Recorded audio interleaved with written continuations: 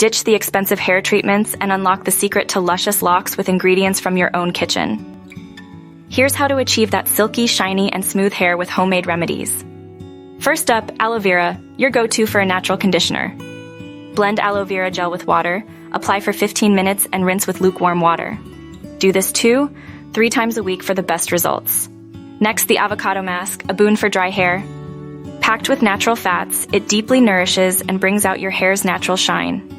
Mash it into a paste, apply from scalp to tip, and after 15 minutes, rinse with cold water for a revitalized look.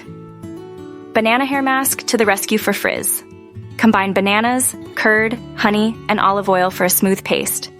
Apply it layer by layer, let it sit under a shower cap for 20-30 minutes, and then rinse.